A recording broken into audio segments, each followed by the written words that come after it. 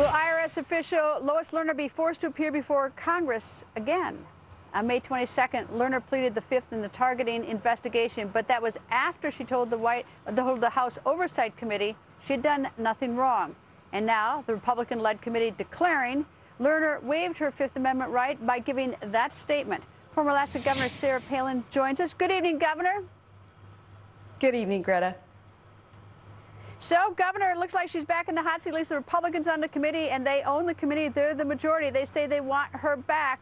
Should she come back and testify? They should absolutely call her back, and they should charge her with contempt if she continues to refuse to answer questions, though she has prefaced her testimony with a claim of innocence, saying she has nothing to do with this IRS corruption, and then has refused to answer the people's representatives about what bolsters her claim of innocence. Yes, they need to call her back. It's amazing she is still being paid in her position, though she's not doing a lick of work. She's on leave without pay. It's amazing that those who have been involved in this IRS corruption haven't been fired or been held accountable. You know, the committee says they want to continue to move forward and do investigations. The Department of Justice, I think, is doing some investigation. I happen to be sour on both. One is that I think the House wasn't doing oversight, or we wouldn't be in this fix, although Congressman Ryan tells me they've only been in majority since 2010. But Department of Justice hasn't been aggressive. Is it time for a special prosecutor? I know it has a tortured history, not an independent counsel, but is it time for a special prosecutor or not?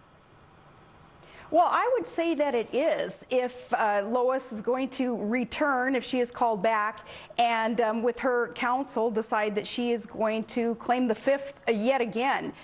We need to make sure that we're getting to the bottom of this, and if it's not Congress able to get to the bottom of it via questioning her in front of a panel or committee, then yeah, a special investigation needs to ensue. But look, this is such a circus, and the ringleader of this circus, our President Barack Obama, has opportunity to do something about IRS corruption. He had promised that he would, and yet we haven't heard word one from him since that promise of getting to the bottom of corruption. We haven't heard from Nancy Pelosi, who had promised that she would drain the swamp if she and some of her colleagues got reelected, and wanting to clean up the corruption in Washington, D.C. All those broken promises just give us fewer and fewer reasons to trust our government. Well, there are a lot of disappointed people tonight. There's an Associated Press story saying that some military bases, and named about a few of them, Fort Bragg is one, Camp Lejeune is another, is not going to have the 4th of July celebration they are accustomed to because of the cutback in military spending. It's got a lot of people upset in the country. Should we spend the extra money and do this for these tradition for these soldiers and Marines? Should we do something patriotic, like allow our military personnel who are willing to sacrifice their lives to defend our republic? Should we reward them with something as simple as fireworks on the 4th of July? It's a matter of priorities here.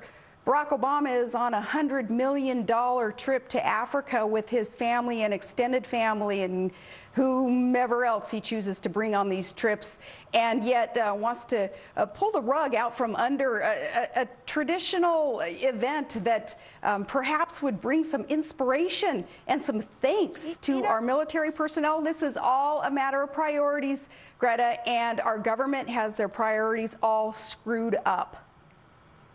You know, I'm in D.C. and I saw all the kids that come to town and want to go visit the White House, and but for some reason, look, the soldiers, after they, you know, I mean, the fact that we're like taking their fireworks from them on the 4th of July and then we send them off to battle. I mean, you know, it's like it's beyond me that we're doing this we're cutting it back. It's bigger than that, though. It's bigger than that, and there are more significant examples than just this fireworks. I mean, look at some of our troops with their equipment, some leftover surplus equipment that they're using from back in the Vietnam War.